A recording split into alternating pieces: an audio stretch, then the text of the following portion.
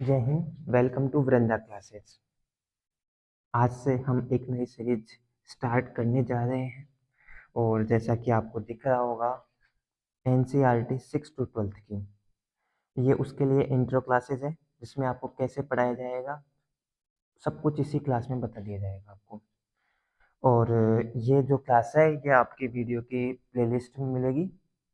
First video यही मिलेगी ताकि आपको समझ में आ जाए कि आने वाली जो वीडियोज़ है उसमें आपको कैसे पढ़ाया गया है।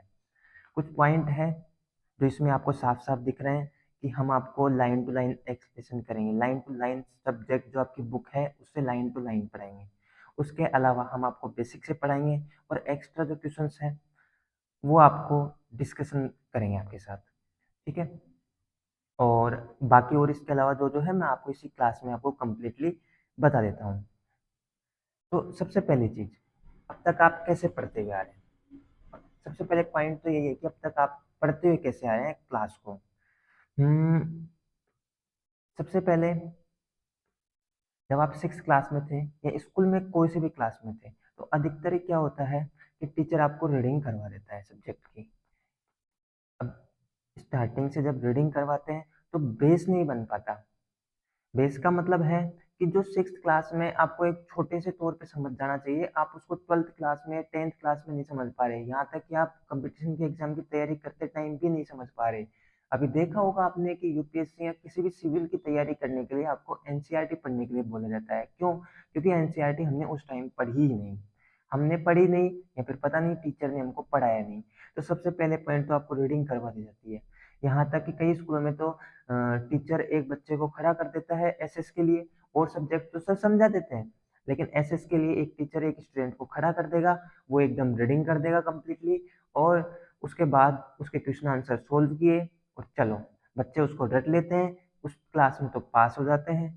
ठीक है। और नेक्स्ट जब 10th 12th आती है या फिर जब बड़ी क्लासेस में आती है तो बच्चे को समझ में ही नहीं आता, यहाँ तक कि चैप्टर का नाम भी नहीं समझ में आता है कि चैप्टर किससे रिलेटेड है। तो ये जो समस्या है ना, सबसे पहले रीडिंग वाली, इसको समाप्त करना है, इसको खत्म करना है। हम आपको किस तरह पढ़ाएंगे इस रीडिंग वाली समस्या को समाधान करने के लिए आगे बताता हूँ मैं आपको। सेकंड, दूसरा एक तरीका है जो अब तक आपने पढ़ा है।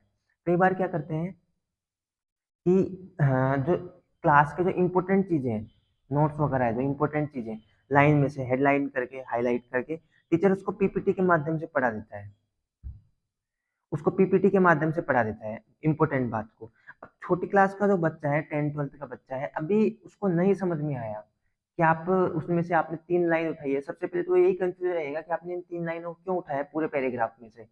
उसको थोड़ी पता है कि कैसे आपने इंपॉर्टेंट 3 लाइनें निकाली है। तो आपको लाइन टू लाइन पढ़ाना पड़ेगा 6 to 12 को, तो 6 to 12 को तो लाइन टू लाइन ही पढ़ाना पड़ेगा आपको। और उसमें आपको ये बताना है कि भैया आपको कौन सी अंडरलाइन करनी है, किस पैराग्राफ में कौन सी लाइन अंडरलाइन होगी।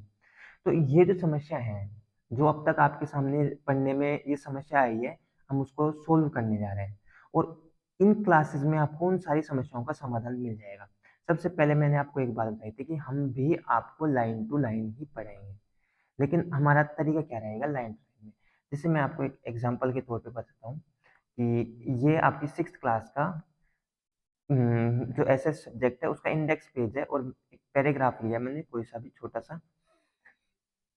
राष्ट्रीय शिक्षा नीति 2020 के लिए एक ऐसी शिक्षा व्यवस्था की अनुशंसा करती है जो प्रत्येक क्षेत्र में मानवीय प्रयास व ज्ञान की भारतीय परंपरा और सभ्यता की उपलब्धियों पर आधारित है। ऐसे ही हम पढ़ाएंगे आपको, सब सारी सब्जेक्ट्स स्टार्ट ऐसे से करेंगे।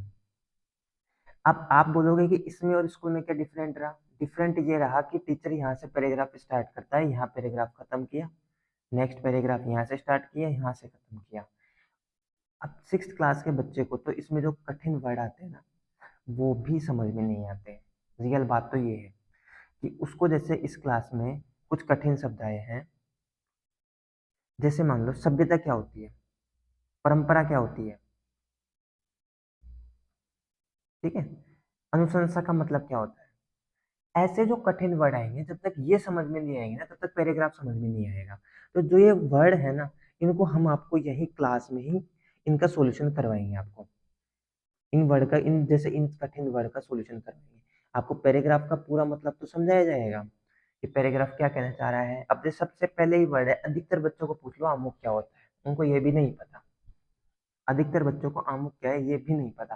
तो ऐसे जो कठिन शब्द है, भले क्लास थोड़ी लंबी होगी, लेकिन ऐसे जो कठिन शब्द है इनको यहीं पे क्लियर कराया जाएगा। और एक बार क्लियर हो गए ना, तो आपको बड़ी क्लासेस में आगे जाके दिक्कत नहीं आएगी।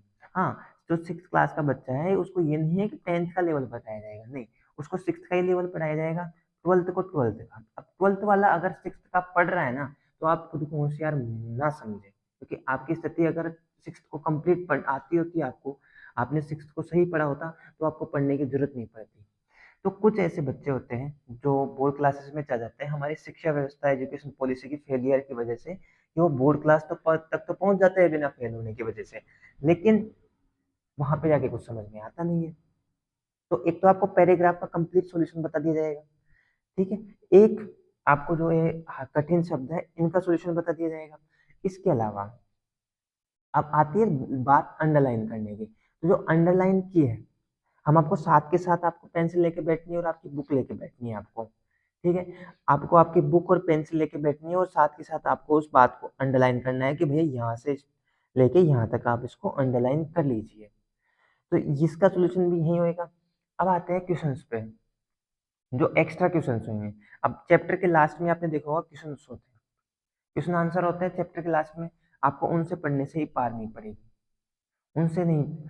आपको उसके अलावा जो क्वेश्चंस हैं वो पहले क्वेश्चंस नोट कराए जाएंगे और साथ ही साथ आपको आंसर भी लिखाए जाएंगे उनके, आपकी बुक के ही क्वेश्चन, जो एक्स्ट्रा क्वेश्चन है वो आपको नोट कराए जाएंगे और साथ के साथ उनका आंसर।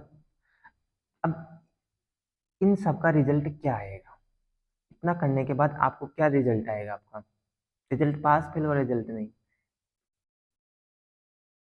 देखो, ऐसे छात्र जो कमजोर रह गए, 6th के नहीं 12th के, 10 12th के, या ऐसे छात्र जो कमजोर रह गए, उनको एक बार वापस से आपको बुक के तौर पे पढ़ना है।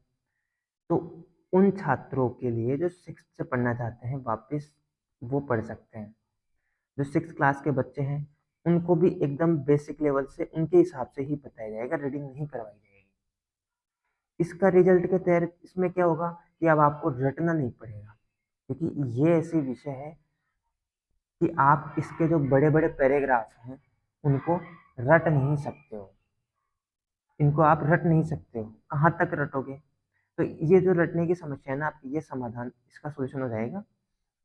अब आपको समझ में आने लग जाएगा, इसका परिणाम ये निकलेगा। साथ में साथ ये जो कंपटीशन एग्जाम की तैयारी करने वाले बच्चे हैं उनके लिए भी फायदेमंद रहेगा। 3 चीजें ये हो गई, मैंने आपको समझा दिया। अब आपको क्या करना है, अब ये वीडियोस आपको कहाँ मिलेगी, हमारे चैनल पे। लेकिन जो प्लेलिस्ट है ना, प्लेलिस्ट में आपको अलग अलग सब्जेक्ट की प्लेलिस्ट मिलेगी, सब्जेक्ट के नाम के अकॉर्डिंग। उसमें आपको चैप्टर मिलेंगे, चैप्टर वन के पार्ट 1 2 3 4 5 जो भी मिलेंगे, चैप्टर सेकंड के पार्ट, चैप्टर थर्ड के पार्ट, ये आपको मिलेंगे। और इसके अलावा जो प्लेलिस्ट है उसमें सेकंड चीज रहेगी आपकी, सब्जेक्ट के अलावा आपके जो इम्पोर्टेंट क्वेश्चंस रहेंगे, मैंने आपको बताया था वो क्वेश्चंस जो कौन से इम्पोर्टेंट बोर्ड एग्जाम के रिलेटेड इम्पोर्टेंट रहेंगे, ठीक है। बोर्ड एग्जाम के रिलेटेड जो मैं लिखाऊंगा आपको क्वेश्चंस और आंसर्स, ठीक है, वो आपको मिल जाएंगे प्लेलिस्ट में। इसके अलावा आपको प्लेलिस्ट में मिल जाएगा, इसके अलावा आपको प्लेलिस्ट में PYQ मिल जाएंगे, उसका सोल्यूशन करवाएंगे। अब तक जो बोर्ड क्लास में आपकी 10th 12th या 8th 5th जो भी बोर्ड क्लासेज है उनके जो PYQ आते हैं ना, वो आपको मिल जाएंगे। उससे आपको पता चल जाएगा कि बोर्ड में या एग्जाम में क्वेश्चंस कैसे आते हैं, किस टाइप से आते हैं और आपको किस तरह सोल्यूशन करना है। ऐसे सब्जेक्ट का नहीं, ऑल सब्जेक्ट के, ऑल सब्जेक्ट के आपको मिल जाएंगे। आपको एक छोटा सा काम करना, अच्छा, ये सारी चीजें आपको हमारे जो टेलीग्राम चैनल है वहां भी मिल जाएगी PDF में। आपको कुछ नहीं करना, आपको उसको फॉलो करना है टेलीग्राम चैनल को, और हमारे सोशल सोशल मीडिया चैनल है आपको उनको सब्सक्राइब करना है और फॉलो करना है, ताकि नई अपडेट आपको वहाँ मिलती रहेगी। सबसे इम्पोर्टेंट, आपको यूट्यूब पे सबसे पहले आपको चैनल को सब्सक्राइब करना है। उसके अलावा वीडियो को अगर आपको अच्छी लगती है क्लासेस की, तो आपको लाइक करना है। और अब इतना समझाने के बाद में अगर कोई लाइन छूट जाती है, कोई वर्ड समझ में नहीं आता है, तो आपको कमेंट कर देना है। हम आपके कमेंट्स को पढ़ेंगे और जो नेक्स्ट क्लास आएगी उसके 10 मिनट स्टार्टिंग के आपके जो कमेंट के क्वेश्चन आंसर है उनको सॉल्यूशन करवाया जाएगा, उनको समझाया जाएगा, क्लास बाद में स्टार्ट की जाएगी। पिछले दिन के जो कमेंट्स रहेंगे वो आपको नेक्स्ट क्लास में बताए जाएंगे। अब आपको एक छोटा सा काम करना है कि हमारे वीडियो को शेयर करना है। और एक चीज़ और, अगर ये वीडियोस पेरेंट्स देख रहे हैं, अगर उन तक ये पहुंचती है तो वो क्लासेस में पढ़ने वाले, छोटी क्लासेस में पढ़ने वाले उन स्टूडेंट्स को शेयर कर सकते हैं। तो आपको वीडियोस को शेयर करना है, लाइक करना है, चैनल को सब्सक्राइब करना है और कमेंट का मैंने आपको बता ही दिया। अब हम आपको फर्स्ट क्लास में मिलते हैं। तब तक के लिए जय हिंद, धन्यवाद।